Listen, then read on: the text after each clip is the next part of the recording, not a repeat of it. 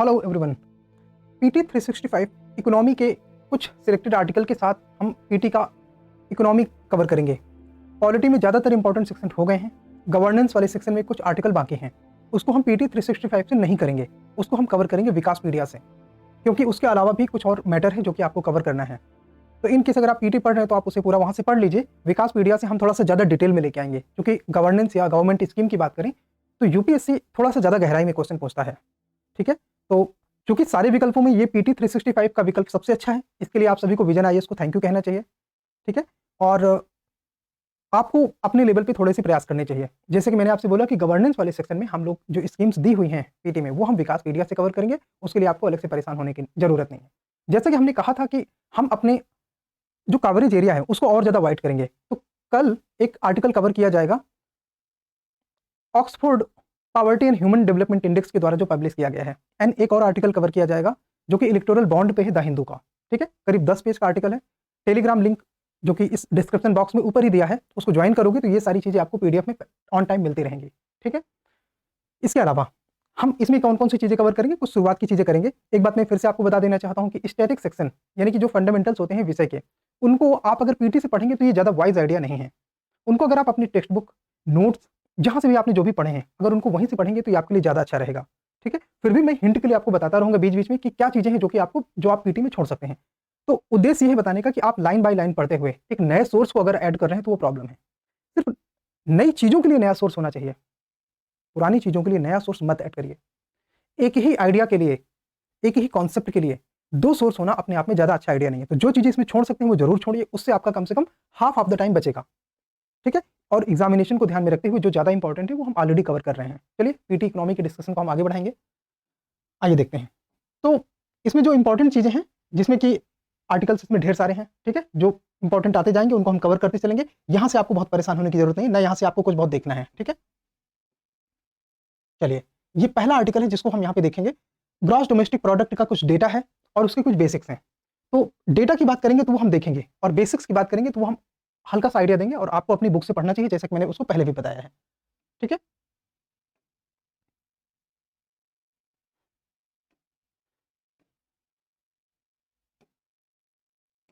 हाँ चलो शुरू करते हैं इसको। जो डेटा ये हमको बता रहा है कि अप्रैल जुलाई 2023-24 का जो फाइनेंशियल ईयर है, तो ये अब देखो इन चीजों में आपको एकदम क्लियरली पता होना चाहिए कि किस अप्रैल की बात कर रहा है। अप्रैल 2023 से जुलाई 2023 की बात कर रहा है, और उसी को फाइनेंशियल ईयर अप्रैल जुलाई 2023-24 कहा जाता है। तो इसकी जो डेटा है वो सजेस्ट करती है कि भारत में जीडीपी ग्रोथ रेट 7.8% रहेगी। अब ये डेटा हमें पता होना चाहिए, प्रीलिम में इसका कोई उपयोग नहीं है। ये डेटा हमें जनरली पता होना चाहिए कि इंडिया में जीडीपी ग्रोथ रेट क्या है, क्योंकि इस साल इकोनॉमिक सर्वे आया नहीं। तो न्यूज़पेपर की रिपोर्ट में भरोसा करने से ज्यादा अच्छा है कि आप गवर्नमेंट रिसोर्सेज पर भरोसा करो। ठीक है, तो जो प्रेजेंट में जीडीपी कैलकुलेशन का मेथड है वो दो तरह से होता है। एक जैसा कि हमने पढ़ाया है। अच्छा, एक और चीज, ये जो बेसिक हैं इनके पढ़ने का एक तरीका और है कि हमारे डिस्क्रिप्शन बॉक्स में दी कॉन्सेप्चुअल आईएएस का इकोनॉमी का कंप्लीट मैटर हिंदी में अलग, इंग्लिश में अलग, उसका कंपाइलेशन अवेलेबल है। अगर आपको पाने में कोई दिक्कत होती है तो टेलीग्राम नंबर ऊपर दिया हुआ है, आप उसमें कम्युनिकेट कर सकते हैं दी कॉन्सेप्चुअल आईएएस से। और जो इकोनॉमी का मैटर कंपाइल्ड है उसमें सभी 7 यूनिट्स के इकोनॉमी के फंडामेंटल्स हिंदी और इंग्लिश में अलग अलग हैं। बजट की समरी अलग से है। Important government scheme, government resources से कवर की गई है, वो अलग है। वो सब कुछ आप सिंगल कंपाइलेशन में पा सकते हैं। ठीक है, और उसके कोई चार्जेस वगैरह नहीं, आप उसको वहीं से सीधे डाउनलोड कर सकते हैं। आपको ना हमें बताने की जरूरत है ना कुछ। आपकी प्रिपरेशन में जो भी चीजें इजिली एक्सेसिबल हैं, अवेलेबल हैं, उनको देखिए, उनका फायदा उठाइए। ठीक है, तो उसमें हमने बताया है कि रियल एंड नॉमिनल जीडीपी क्या होती है। Real GDP normally base year पे कैलकुलेट की जाती है, आपको पता होगा ये बात है ना, फंडामेंटल है। Real GDP and nominal GDP, nominal GDP को करंट प्राइस पे कैलकुलेट करते हैं। जब करंट प्राइस की बात करी जाती है तो वो उस फाइनेंशियल ईयर की प्राइस होती है जब उसको कैलकुलेट किया गया। जैसे कि अगर इस साल का करंट प्राइस की बात करेंगे तो अगर हमारे पास डेटा अवेलेबल है तो हम 2023-24 की फाइनेंशियल ईयर की बात करेंगे।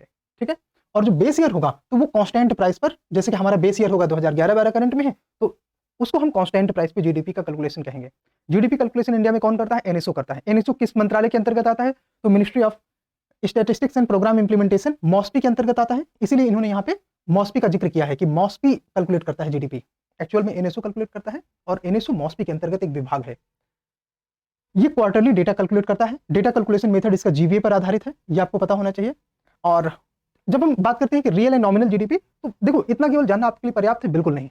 इसको इसलिए मैंने बोला कि ये फंडामेंटल है, बेसिक है, स्टैटिक सेक्शन है, इसको अपने नोट्स या बुक जहां से भी करते हैं थोड़ा सा डिटेल में पढ़ो। जीडीपी डेफलेटर के बारे में यहाँ पे एक अच्छा स्टेटमेंट है। डेफलेटर, अगेन एक लाइन ये जान जाओगे, इससे बहुत कुछ नहीं होने वाला, बेसिक पे जाओ अपनी किताबों पे।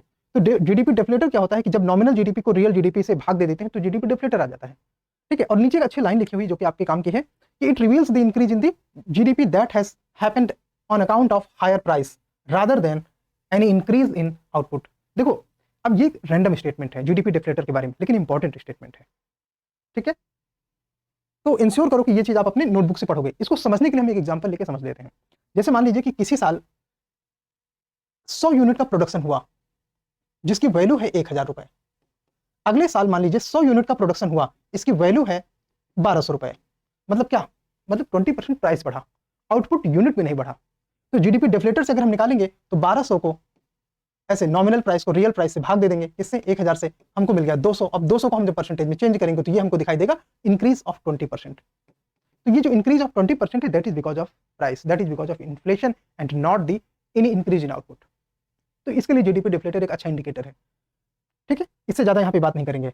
हाँ, ये जो हमने बात करी डिस्क्रिप्शन में इकोनॉमी का मैटर, वो पूरा क्लासरूम मैटर है, तो आपको बहुत आसानी से समझ में आ जाएगा। स्टूडेंट के लिए बहुत ही हैंडी है उसको समझना, लेजिबल है, ईजी है, किसी भी तरह से आप उसको कंफ्यूजन या डाउट नहीं पाएंगे। एंड सबसे बड़ी बात है कि बहुत टेक्निकल तरीके से है। ना इसे टेक्निकल इसका मतलब ये नहीं कि बहुत कठिन हो, बहुत आसान है, आपको ज्यादा चीजें याद नहीं करनी पड़ेंगी, इस तरह से है। चलो खैर, ये जीडीपी कैलकुलेशन की approach, production method, GVA method, income method, ये सब नहीं, यहाँ से नहीं, ठीक है। इसको यहाँ से छोड़ेंगे। इसमें ऐसी कोई खास बात नहीं लिखी जो जनरली आप पढ़ते नहीं हैं, और वो आप पढ़ते हैं और उसमें कोई ऐसा मेजर आपको गेन नहीं होने वाला, इसलिए इसको यहाँ से अवॉइड करके अपनी बुक से पढ़ो। नीति आयोग ने एक डेटा रिलीज किया है जो कि मल्टी डायमेंशनल पॉवर्टी के बारे में है। डेटा है multi dimensional poverty in India since 2005 and 6। ये टाइटल है, जो रिपोर्ट पब्लिश की उसका टाइटल है multi dimensional poverty in India since 2005 and 6। मतलब कि ये रिपोर्ट 2005-6 से डेटा को कंपाइल करता है और ये बताता है कि भारत में गरीबी में क्या कमी आई है और वो मल्टी डायमेंशनल पॉवर्टी को कैलकुलेट कैसे किया गया है। थोड़ा इंपॉर्टेंट है, इसको थोड़ा सा आप लोग अटेंशन पे करोगे। ये अपने आप में काफी इंपॉर्टेंट आर्टिकल है, इसमें काफी प्रीलिम्स के लिए इंपॉर्टेंट चीजें हैं, उनको हम देखेंगे। आइए देखते हैं। तो सबसे पहले समझते हैं कि इसकी की फाइंडिंग्स क्या क्या हैं।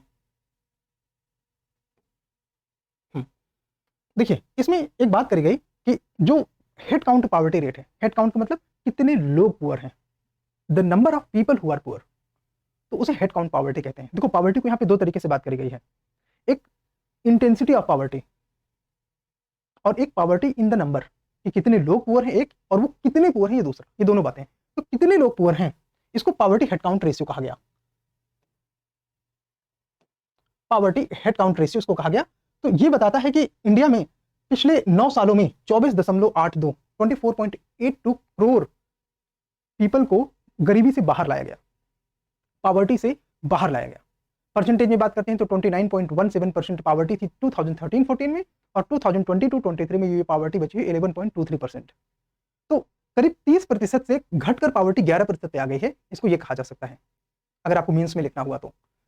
पॉपुलेशन की बात करें तो 24.82 करोड़ इंडियंस गरीबी रेखा से बाहर आए हैं पिछले 9 सालों में, ठीक है। तो ये तो रहा हेड काउंट, यानी कि पॉवर्टी इन नंबर। दूसरी बात, अब इंटेंसिटी ऑफ पॉवर्टी क्या है, तो यानी कि पॉवर्टी कितनी डेप्थ है, मतलब how poor actually poors are, यानी कि गरीब कितना गरीब हैं, इस चीज की माप करता है इंटेंसिटी ऑफ पॉवर्टी, ठीक है। समझेंगे, उत्तर प्रदेश, बिहार, मध्य प्रदेश, उड़ीसा एंड राजस्थान, ये नाम याद रखना। अगर ये प्रीलिम्स में क्वेश्चन आता है कि किन स्टेट्स ने सिग्निफिकेंट इंप्रूवमेंट दिखाया है, कहां पे पॉवर्टी में सबसे ज्यादा कमी आई है, तो ये 5 राज्य हैं, बिहार, उत्तर प्रदेश, मध्य प्रदेश, उड़ीसा एंड राजस्थान। इन 5 स्टेट्स का आप नाम याद रखेंगे, इनमें सबसे तेज कमी आई है पॉवर्टी की। पॉवर्टी को कितनी इंडिकेटर में भारत ने अब की बार मेजर किया है, तो पहले 10 इंडिकेटर में मेजर किया जाता था, ठीक है।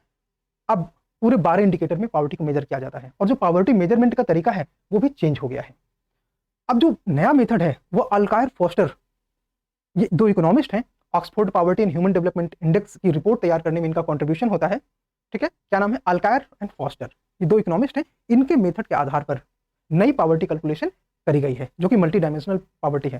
तो जो हमारा Oxford poverty and human development index का आर्टिकल कल कवर होना है, उसमें हम लोग इनके मेथड को डिटेल से बात करेंगे, क्योंकि आपको पता है ना, यूपीएससी इकोनॉमी के टेक्निकल एस्पेक्ट में बहुत डीप क्वेश्चन पूछता है, एकदम क्रिस्पी, ऊपर ऊपर से तो बिल्कुल काम नहीं होता। तो इसलिए जरूरी यह है कि ऐसी इंपॉर्टेंट चीजों को आप पढ़ें और समझें।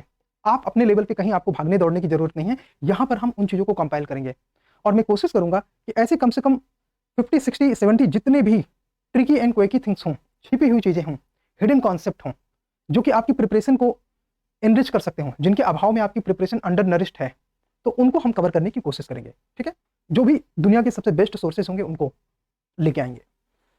खैर, कल की बात कल, अभी फिलहाल वो समझते हैं कि ये जो 12 इंडिकेटर हैं, इनमें कौन कौन से इंडिकेटर हैं, और एक बात आपको और पता होना चाहिए कि कौन कौन सी चीजें हैं जो इंडिकेटर का हिस्सा नहीं है। ठीक है, तो 12 इंडिकेटर की बात करते हैं, तो ये स्टैटिस्टिकली सिग्निफिकेंट रिडक्शन शो करते हैं ऑल 12 इंडिकेटर्स। हाँ, जो सभी के सभी 12 इंडिकेटर हैं, उन सभी में सिग्निफिकेंट रिडक्शन है, यानी कि गरीबी के जो मानक के 12 इंडिकेटर हैं, उन सभी में रिडक्शन होने का मतलब यह है कि सभी में सुधार हुआ है, यानी कि सभी इंडिकेटर्स में गरीबी का लेवल कम हुआ है। इसको यहां पे इस तरह से हम समझेंगे। और सबसे ज्यादा हाईएस्ट डिप्रीवेशन अभी अगर कहीं है तो वो है कुकिंग फ्यूल में एंड हाउसिंग में। लोग अभी भी कच्चे टूटे फूटे और नेचुरल रिसोर्सेज से लाए गए संसाधन जैसे छप्पर, पत्थर, गारे, इनसे बने हुए घर में रहते हैं ये। और दूसरा जो उनके पास कुकिंग रिसोर्सेज है वो बहुत कम है।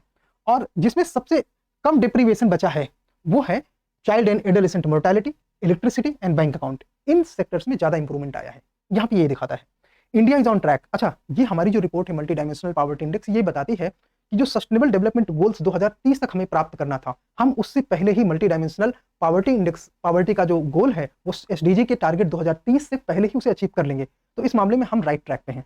अब आपको ये पता होना चाहिए कि एसडीजी का कौन सा टारगेट मल्टी डायमेंशनल पॉवर्टी की बात करता है। तो टारगेट 2 पॉवर्टी है, इसका सब कंपोनेंट है 1 टारगेट 1 पॉवर्टी है, तो इसमें 1.2 वो स्पेशली पॉवर्टी के बारे में है, जो कि मल्टी डायमेंशनल पॉवर्टी की बात करता है। कौन सा टारगेट? 1.2, ये आपको पता होना चाहिए। इसके अलावा ये हमारा national multi dimensional poverty index के बारे में कुछ खास बातें समझते हैं।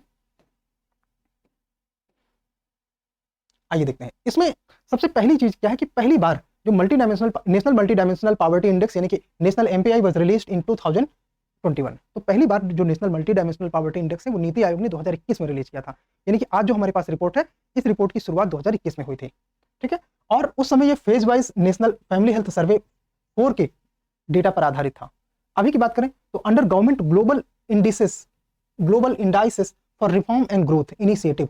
अब ये इनिशिएटिव का नाम आपको पता होना चाहिए, कौन सा इनिशिएटिव है? तो GIRH यानी कि global indices for reform and growth initiative. ये नीति आयोग इसका नोडल एजेंसी है। नोडल एजेंसी क्या होता है?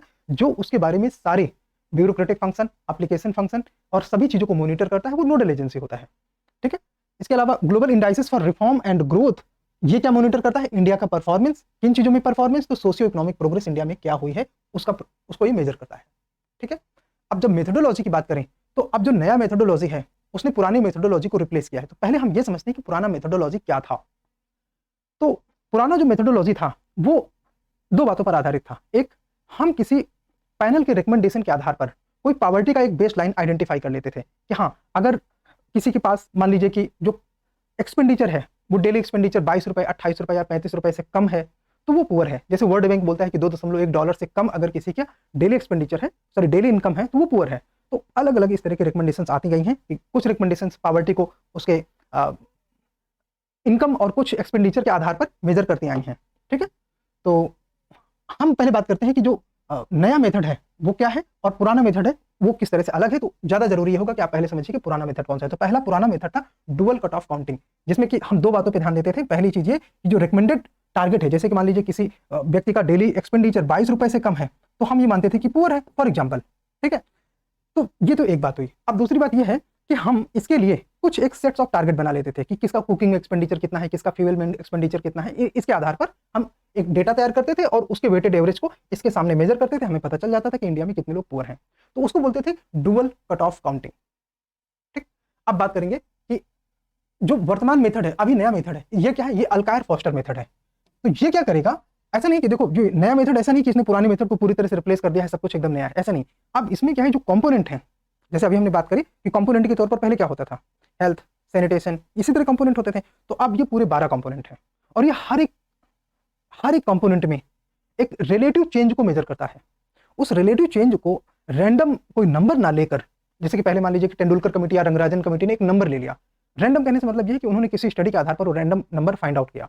तो अब वो कोई रैंडम नंबर ना होकर वो एक साइमल्टेनियस प्रोग्रेस को इंडिकेट करता है और फिर उसमें इंटेंसिटी ऑफ पॉवर्टी से मल्टीप्लाई कर देते हैं, जिसके बाद जो हमारे पास डेटा आता है वो दोनों चीज का वेटेड एवरेज आ जाता है।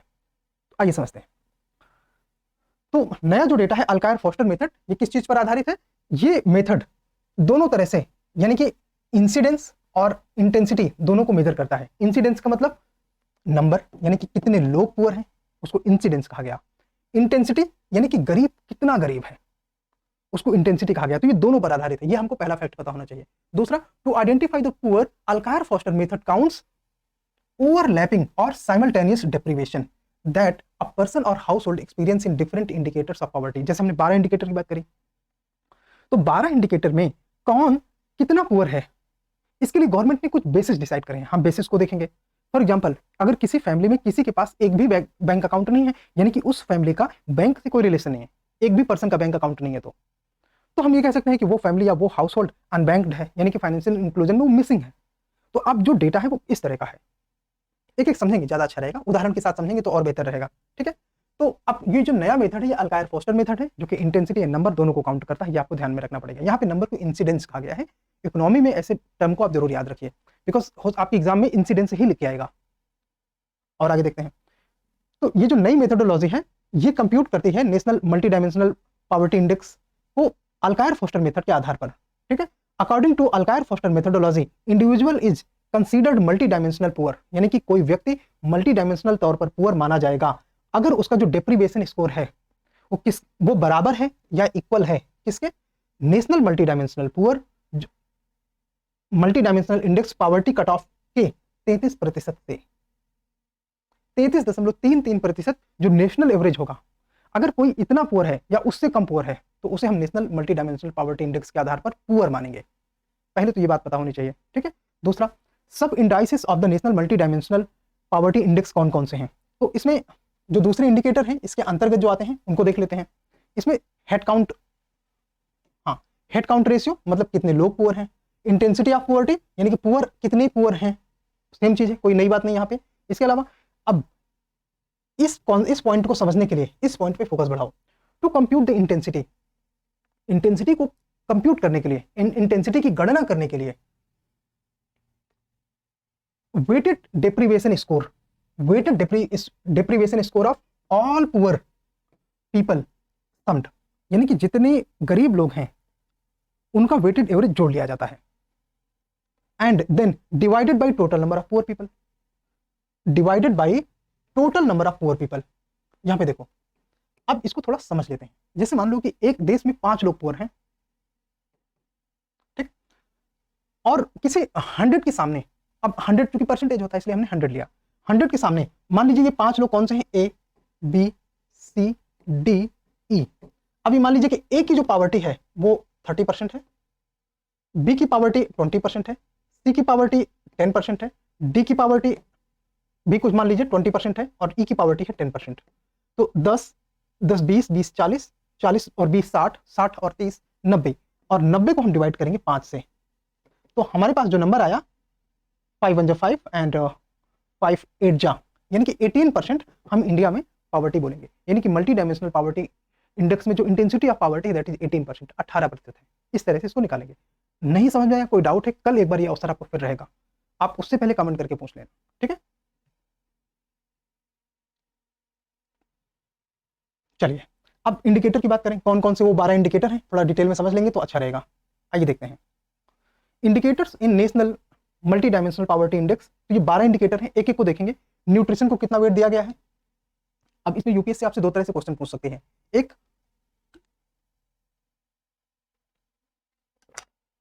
फैक्चुअल जिसके चांसेस काफी हैं, तो उसमें वो 12 इंडिकेटर्स में ये पूछ सकते हैं कि इन इंडिकेटर्स में सबसे ज्यादा से सबसे कम वेट की ओर अरेंज कीजिए। तो आपके पास 12 इंडिकेटर आएंगे, उनमें किसको कितना वेट है वो भी आपके सामने लिखा रहेगा, तो यहां से आप उसको तैयार कर लेना। ये तो फैक्चुअल सिंपल क्वेश्चन होगा।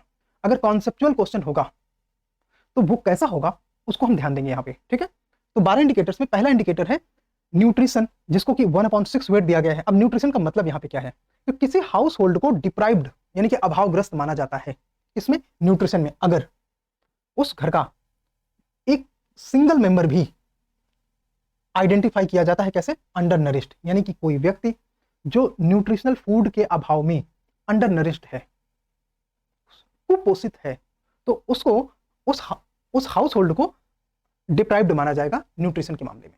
दूसरा बॉडी मास इंडेक्स। अब आपको देखो फैक्चुअल क्वेश्चन में ये भी पता होने चाहिए कि किन किन इंडिकेटर के आधार पर ये इंडिकेटर डिजाइन किए गए। तो न्यूट्रिशन में कौन कौन से इंडिकेटर हैं? तो जैसे आपने एक तो ये देखा कि अंडर नरिशमेंट है, दूसरा बॉडी मास इंडेक्स है, ठीक है, और तीसरा चाइल्ड अंडर नरिशमेंट है। तो हम सबको समझेंगे चाइल्ड की परिभाषा यहाँ पे क्या है वो भी आपको पता होनी चाहिए। आपके सामने चाइल्ड की परिभाषा लिखी, सबसे पहले हम इसी को देख लेते हैं कि 0 डेज से लेकर 59 मंथ, 59 मंथ मतलब कितना हुआ? 5 साल से 1 महीने कम, यानी कि 5 साल से कम, 0 डेज से 5 साल के कम उम्र तक के बच्चे को यहाँ पे चाइल्ड कहा गया है। और अगर इस उम्र का कोई भी बच्चा किसी घर में अंडर नरिश्ड पाया जाता है तो उस हाउस होल्ड को न्यूट्रिशन में डिप्राइव्ड या अभावग्रस्त कहा जाएगा। इसके अलावा बॉडी मास इंडेक्स भी एक क्राइटेरिया है। तो body mass index of a woman, ध्यान दो मैन नहीं लिखा है, वुमन लिखा है। Body mass index of a woman कब से कब तक? 15 से 49 वाले उम्र के बीच में अगर, और या मैन जिसका कि 15 से 54 वर्ष तक की उम्र वाले का अगर बॉडी मास इंडेक्स कम है किससे? 18.5 किलोग्राम पर मीटर स्क्वायर से। तो ऐसे में body mass index of woman, body mass index of man, child under nourishment and under nourished member of the family, ये 4 पैरामीटर हमारे पास न्यूट्रिशन के लिए हैं। ठीक है, नेक्स्ट देखेंगे आप इसको एक बार यहां से देख लीजिए दोबारा। अगर आपको इसको समझना है तो आप 2x करके इसको जल्दी से रिवाइज कर लेंगे, तो आपको ये तो ना तो लिखना पड़ेगा और ना इसमें बहुत ज्यादा आपको समय देना पड़ेगा, आसानी से आपका तैयार हो जाएगा। चलिए दूसरा पैरामीटर हमारे पास, अच्छा अभी हमारा हेल्थ का पैरामीटर है। हेल्थ के अंतर्गत हमने न्यूट्रिशन देखा, अब हेल्थ के अंतर्गत, हेल्थ को वेट कितना है? 1/3 का 1/3 का वेट है। हेल्थ के अंतर्गत न्यूट्रिशन को 1/6 वेट दिया गया है, और चाइल्ड एंड एडोलेसेंट मोर्टेलिटी को 1/12 वेट दिया गया है, और मेटरनल हेल्थ को 1/12 वेट दिया गया है। आप इनको तीनों को जोड़ लेंगे तो 1/3 हेल्थ का आ जाएगा। खैर इसी को और देखते हैं, चाइल्ड एंड एडोलेसेंट मोर्टेलिटी कब मानी जाती है? तो कोई भी बच्चा या कोई भी एडोलेसेंट 18 साल से अगर कम उसकी उम्र है, अगर उसकी डेथ हो जाती है किसी हाउस होल्ड में पिछले 5 सर्वे के आधार पर, तो उसको हम काउंट करेंगे चाइल्ड एंड एडोलेसेंट मोर्टेलिटी में, यानी कि तब वो मोर्टेलिटी काउंट की जाएगी, अन्यथा नहीं। इसमें उम्र कितनी है? अप टू 18 ईयर्स, 18 साल। मैटरनल हेल्थ की बात करी जाए तो woman in the house hold who have given birth has not received at least 4 antenatal care visits. अगर कोई वुमन जिसकी प्रेगनेंसी थी, उसने बच्चे को जन्म दिया, और एंटीनेटल केसेस के टाइम में अगर उसने कम से कम 4 बार अस्पताल का विजिट नहीं किया, तो माना जाएगा कि मैटरनल हेल्थ कॉम्प्रोमाइज हुई या मैटरनल हेल्थ डिप्राइव्ड है। एंटीनेटल क्या होता है? बच्चे के जन्म के पहले। नेटल मतलब नेटल यानी कि बच्चा, और एंटीनेटल उसके होने के पहले। ठीक है, तो एंटीनेटल टाइम में अगर वो 4 बार हॉस्पिटल की विजिट नहीं वुमन ने किया, तो उसको हम ये मानेंगे कि ये वुमन मैटरनल हेल्थ के मामले में ये हाउस होल्ड डिप्राइव्ड है। एजुकेशन, एजुकेशन को कितना वेट है? 1/3। एजुकेशन में 2 तरह की बातें हैं, एक तो ईयर ऑफ स्कूलिंग 1/6 उसका वेट है, इसके अलावा स्कूल अटेंडेंस उसका भी 1/6 वेट है। आप समझते हैं ईयर ऑफ स्कूलिंग को किस मार्कर के आधार पर मेजर किया जाता है, एंड स्कूल अटेंडेंस को किसके आधार पर मेजर किया जाता है? आइए देखते हैं। तो 2 बातें आपको याद में रखना पड़ेगा कि अगर कोई बच्चा not even 1 member of the family, यानी कि परिवार का कोई एक भी सदस्य अगर जिसकी उम्र 10 साल या उससे अधिक हो, और उसने अगर 6 साल स्कूलिंग नहीं कंप्लीट की है, ठीक है, जिसकी उम्र 10 साल या उससे अधिक हो, has completed 6 year of schooling, मतलब कि अगर परिवार का एक भी सदस्य जिसकी उम्र 10 साल या उससे अधिक हो, उनमें से अगर किसी एक ने भी 6 साल की स्कूलिंग कंप्लीट नहीं की है, तो उसको ईयर ऑफ स्कूलिंग के आधार पर डिप्राइव्ड माना जाएगा। फिर से समझिए कि अगर किसी परिवार का एक भी सदस्य जिसकी उम्र 10 साल या उससे अधिक हो, तो पहले हमें यह पता होना चाहिए कि मेजरमेंट कितनी एज से हो रहा है? 10 ईयर से। 10 साल या उससे अधिक उम्र हो और उसने कम से कम 6 वर्ष की स्कूलिंग ना कंप्लीट करी हो, तो हम ये मानेंगे कि ईयर ऑफ स्कूलिंग के आधार पर वो पर्सन या वो फैमिली डिप्राइव्ड है। इसके अलावा स्कूल अटेंडेंस, तो अब स्कूल अटेंडेंस जिसका वेट 1/6, इसको कैसे मेजर किया जाएगा कि एनी स्कूल एज्ड चाइल्ड, यानी कि स्कूल जाने वाला बच्चा, not attending school up to the age which he or she would complete class 8, यानी कि जब तक उसे क्लास 8 कंप्लीट कर लेनी चाहिए, ठीक है, तब तक अगर कोई भी बच्चा परिवार का स्कूल नहीं गया है, तो माना जाएगा कि स्कूल अटेंडेंस के मामले में वो परिवार डिप्राइव्ड है। तीसरा, अच्छा एक बात और, इकोनॉमी में हाउस होल्ड होता है, हिंदी में हम उसे परिवार कहते हैं। सोशियोलॉजी में फैमिली होता है, हिंदी में हम उसे भी परिवार कहते हैं। ठीक है, तो दोनों को एक बात ध्यान रखेंगे, हिंदी में जब आप फैमिली लिखते हैं, परिवार लिखते हैं, तो गलती से उसको फैमिली नहीं लिखेंगे इंग्लिश का, उसे हाउस होल्ड लिखेंगे अगर इकोनॉमी सब्जेक्ट की बात कर रहे हैं तो। ठीक है, अच्छा हाउस होल्ड परिभाषित कैसे हो जाता है? हाउस होल्ड की परिभाषा ये है कि वो ग्रुप ऑफ पीपल जो एक सीलिंग के नीचे रहते हैं, यानी कि एक छत के नीचे रहते हैं और एक साथ किचन शेयर करते हैं। इसके अलावा जो उनका इकोनॉमिक इंटरेस्ट है वो सबका कई मामलों में सिमिलर है, यानी कि एक का इकोनॉमिक लॉस दूसरा इकोनॉमिक लॉस के तौर पर फील करता है। तो हम ये मानते हैं कि वो एक हाउस होल्ड है।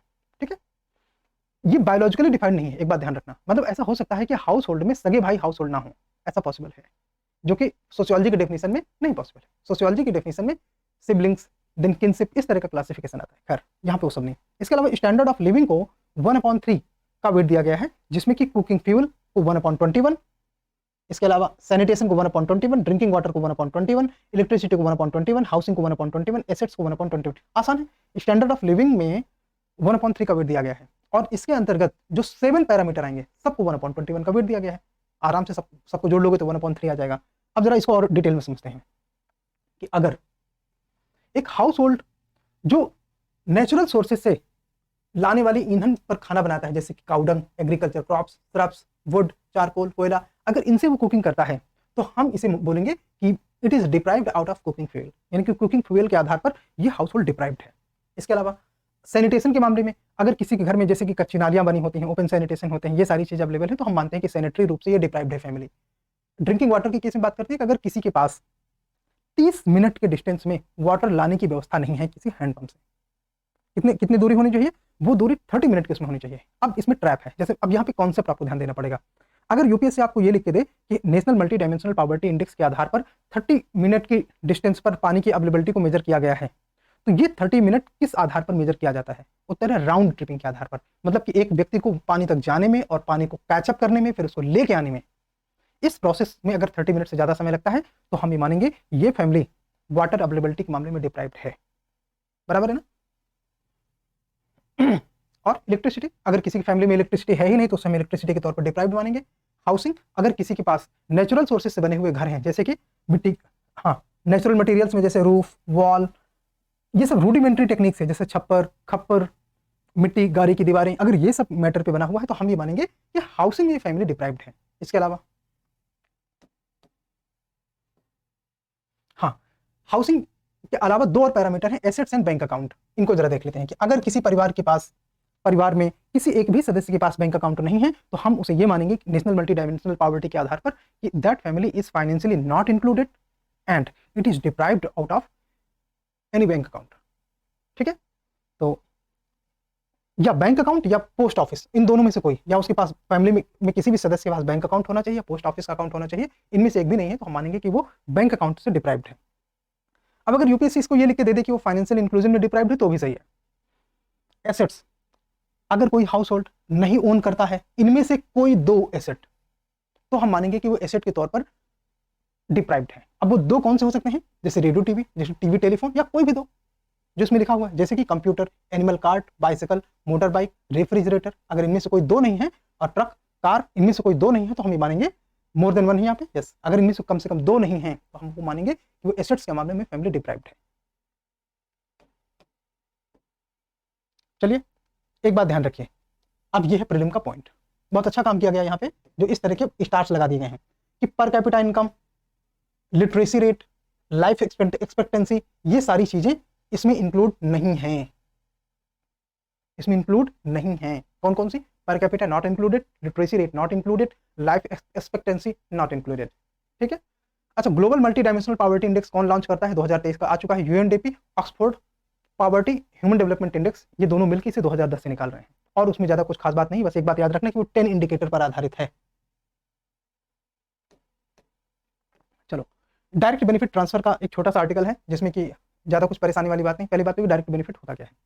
अगर गवर्नमेंट अपनी किसी सर्विस को जनता तक पहुंचाने के लिए सीधे कैश का इस्तेमाल करती है और वो कैश जनता के अकाउंट में पहुंच रहा है, तो इसको हम बोलेंगे कि बेनिफिट डायरेक्ट पीपल तक पहुंच रहा है, तो डायरेक्ट बेनिफिट ट्रांसफर हो गया। ठीक है, तो डायरेक्ट बेनिफिट ट्रांसफर की डेफिनेशन एज सिंपल है, लेकिन डायरेक्ट बेनिफिट ट्रांसफर हमेशा कैश के मामले में कैश के साथ हो ऐसा जरूरी नहीं है। वो तो बहुत ही सिंपल क्लासिफिकेशन था। अच्छा, कैश ट्रांसफर का अगर हम बात करते हैं तो इसमें जो एग्जांपल है थोड़ा सा देख लेते हैं। कैश ट्रांसफर का एग्जांपल में कौन कौन सी चीजें आती हैं? पहली scheme MNREGA, national social assistance programme. ये अब आपको पास मान लीजिए आ जाए कि डीबीटी के अंतर्गत कैश ट्रांसफर इनमें किन में किया जाता है, और 2 नाम इधर से रख दे, एक नाम इधर से रख दे, तो आपको एलिमिनेट करना पड़ेगा। आपको पता होना चाहिए कि किसमें कैश दिया जाता है। ठीक है, MNREGA, national social assistance programme, and Pahal DBT. वो गैस सिलेंडर भराने वाली, ठीक है। तो इस तरह की अगर कोई स्कीम है तो इसमें डायरेक्ट कैश पब्लिक के अकाउंट में आता है, जनता के अकाउंट में आता है। अच्छा, कैश के अलावा काइंड है, किसी काइंड में ट्रांसफर मिल रहा है, तो इसमें क्या होता है कि गवर्नमेंट कैश ट्रांसफर किसको करती है, किसी इंटरमीडिएरी को, किसी मध्यस्थ को, और वो मध्यस्थ वो सरकारी संस्था भी हो सकते हैं, कोई कंपनी भी हो सकती है, जो कि पब्लिक तक बेनिफिट लेके आएगी। जैसे पीडीएस, पब्लिक डिस्ट्रीब्यूशन सिस्टम के आधार पर आपको गेहूं, चावल या इस तरह का कोई अनाज मिलता है, तो उसमें कैश आपको नहीं मिलता, कैश केंद्र या राज्य की संस्थाओं को मिलता है, ठीक है। तो वो काइंड हो गया। अच्छा, there is one more classification that is other kind. तो अदर काइंड में वो है जिसमें गवर्नमेंट सर्विसेज पब्लिक तक पहुंचती हैं, ठीक है। तो अब गवर्नमेंट सर्विसेज में कौन कौन से आप ले सकते हैं, जैसे कि किसी एग्जांपल में आप आशा वर्कर्स को देख सकते हैं, आंगनबाड़ी वर्कर्स को देख सकते हैं, तो इसके माध्यम से भी गवर्नमेंट सर्विसेज आप तक पहुंचते हैं। फाइन। तो डीबीटी के ये कुछ हमने क्लासिफिकेशन समझे जो कि डीबीटी के अंतर्गत हैं। डीबीटी के लिए नोडल एजेंसी कौन है, तो डीबीटी के लिए नोडल एजेंसी कैबिनेट सेक्रेटेरिएट है, जो कि किसके साथ काम करता है, कोऑर्डिनेट करता है। इसमें डिसबर्समेंट है पब्लिक फाइनेंस मैनेजमेंट सिस्टम का, ये दो शब्द आपको याद रखने हैं। एक और अब प्रीलिम का फैक्ट ये है कि क्या इसमें आधार मैंडेटरी है, उत्तर है कि आधार इज नॉट मैंडेटरी। हाँ, लेकिन बेनिफिट पहुंचाने के लिए आधार को प्रेफरेंस दी जाती है, आधार को प्रेफर किया जाता है, क्योंकि इससे पब्लिक सर्विसेज को डिलीवर करना आसान हो जाता है। आधार मैंडेटरी नहीं है, ऐसा कहां से आया, सुप्रीम कोर्ट की जजमेंट से, ठीक है। अब इसमें जो कुछ फायदे होते हैं वो कौन से हैं, थोड़ा सा देख लेते हैं। जैसे कि लीक प्रूफ होता है। पहले क्या होता था कि किसी मध्यस्थ के मामले को लेकर अगर स्कीम का फायदा जनता तक पहुंचाना होता था तो बीच में कमीशनबाजी होती थी। इसका मतलब ये कि गवर्नमेंट स्कीम लीक हो रही है। तो जब डायरेक्ट बेनिफिट ट्रांसफर है तो ये लीक प्रूफ है, वेल टारगेटेड है, मतलब सीधे गरीब को आप टारगेट कर सकते हो, है ना। इसके अलावा ये कैश, हाँ ये कैशलेस है, चूंकि इसमें डायरेक्ट ट्रांसफर होता है और ये टाइमली मैनर में होता है, तो इस वजह से इसमें चोरी या डिले का कोई रिस्क नहीं रह जाता। इसके अलावा और कौन कौन सी चीजें हैं, ये ऑन टाइम है, जैसा कि इसमें हम बैंकिंग बिजनेस करेस्पॉन्डेंस के आधार पर देखते हैं, क्योंकि वो किसी भी टाइम में आपको राइट टाइम में डिलीवरी हो जाएगी। डोर स्टेप पर बैंकिंग सर्विसेज आपके दरवाजे दरवाजे पे आती हैं, एंड फुल वैल्यू आपको मिलता है अगर बिजनेस करेस्पॉन्डेंस से लिया जाता है। तो पेमेंट बैंक को इससे लिंक किया जा रहा है ताकि बेनिफिट और फाइनेंशियल इंक्लूजन ज़्यादा से ज़्यादा रिमोट पार्ट तक पहुंच सकें। इसके अलावा मोबाइल मनी, तो ऑनलाइन ट्रांजैक्शंस की वजह से जो कैशलेस इकोनॉमी है उसका प्रमोशन भी हो रहा है। तो ये सारे इसके बेनिफिट हैं, ठीक है। चलो एक अगले आर्टिकल की ओर चलते हैं। तो सेल्फ हेल्प ग्रुप, देखिए सेल्फ हेल्प ग्रुप का आर्टिकल 1.4 के अंतर्गत है, इसको हम लोग कल करेंगे। ये हाईलाइटेड पीडीएफ आपको मिल जाएगा थोड़े टाइम के बाद। तो अभी के लिए बस इतना। सभी को बहुत बहुत धन्यवाद दी कॉन्सेप्चुअल आई से जुड़ने के लिए, और इस सेशन का फायदा उठाइए। नोट्स बनाना चाहते हैं तो बनाइए, नहीं बनाना चाहते हैं तो आप ये प्रिंटेड हाईलाइटेड पीडीएफ पा लीजिए और इस वीडियो को दोबारा सुन लीजिए। एक और चीज़, लास्ट टाइम में जैसे कि आप मान लीजिए 90-92 दिन बचे हैं आपके प्रीलिम्स के लिए, तो इस समय प्रीलिम्स में करंट अफेयर्स, टेक्निकल एरियाज जिसमें science tech, economy and environment जो खासतौर पे डायनेमिक सेक्शन है, प्लस आईआर, इतनी चीज़ों पे ज़्यादा फोकस कीजिए। यहीं से करीब 60 to 65 क्वेश्चन आते हैं। किससे, science and tech, economy, environment and IR, ठीक है। आईआर से कभी कभी जंपिंग जपॉक क्वेश्चन आ जाते हैं, कभी कभी तो नॉर्मली 1 2 3 आते हैं, कभी कभी 5 6 7 आ जाते हैं और ईजी क्वेश्चन होते हैं, ठीक है। तो इन चीज़ों पर इस समय फोकस कीजिए। प्रीलिम्स निकालना है तो यही आपको इस समय हेल्प करेंगे। एक बात और, अब आपकी तैयारी हिस्ट्री, ज्योग्राफी, पॉलिटी के साथ इन विषयों की हुई है कि नहीं, ये कैसे पता। बाजार जाओ, टेस्ट सीरीज खरीद लो, सॉल्व करो, आपके नंबर आपको बता देंगे। नहीं, ये गलती मत करना। ये गलती इंडिया में काफ़ी बच्चे करके पछता चुके हैं। ऐसे में क्या होता है कि अगर आपने टॉपिक पढ़ा है, उसमें आपके अच्छे नंबर आते हैं, आपको कॉन्फिडेंस होता है, आपको ये तो पता ही नहीं चलता आपने क्या नहीं पढ़ा है। एक बात, मान लीजिए कि कोई चीज़ आपने नहीं पढ़ी, बाई चांस मान लो कि उसमें आपने टेस्ट पेपर अटेम्प्ट कर लिया, आपके नंबर नहीं आए, तो अब उसे पढ़ेंगे कैसे। मान लेते हैं आपने पढ़ा, अब उसमें आप टॉपिक वाइज क्वेश्चन आपको कैसे मिलेंगे। तो अंत में जो चुनौती आती है टॉपिक वाइज क्वेश्चन की आती है, ठीक है। ये मुझसे कई टॉपर सीधे सीधे बता चुके हैं कि क्वेश्चन चाहे जैसे भी हों, अगर आपने टॉपिक वाइज क्वेश्चन सॉल्व किया है तो विषय की क्लैरिटी आपको ज्यादा होती है। दी कॉन्सेप्चुअल आईएएस नज 100 प्रोग्राम के तहत टॉपिक वाइज क्वेश्चन के आधार पर यूपीएससी के पूरे सिलेबस को 100 पार्ट में डिवाइड करते हैं और हर एक चैप्टर से कम 40 से 50 यूपीएससी स्टैंडर्ड या उससे भी ज्यादा प्रो लेवल के क्वेश्चन बिल्कुल लेटेस्ट फॉर्मेट पे कराते हैं। उसके लिए आप डिस्क्रिप्शन में दिए हुए एप्लीकेशन को डाउनलोड करो, दी कॉन्सेप्चुअल आईएएस के ऊपर ही दिया है, और इसके इसमें जाके कम से कम 30 टेस्ट आप फ्री में एक्सेस पा सकते हो। इसके अलावा सीसैट के 12 टेस्ट वो भी फ्री हैं, आप उसको वहाँ पे एक्सेस करो और इन चीज़ों का एडवांटेज लो, ठीक है। और अगर आप पूरा प्रोग्राम लेना चाहते हो तो बहुत ही नॉमिनल प्राइस पे है, 2 साल के लिए वैलिड प्रोग्राम है, जिसमें कि आपको 100 टेस्ट, कितने, पूरे 100 टेस्ट मिल सकते हैं। अगेन वो टॉपिक वाइज है, वो हमेशा अपडेट होते हैं, current affair, science and tech, economics, सबको बढ़िया मिल जाता। इससे ज़्यादा कॉम्प्रिहेंसिव और डिटेल्ड प्रोग्राम पूरे इंडिया में है ही नहीं, ठीक है। चलो बाकी बातें कल करेंगे। Thank you so much.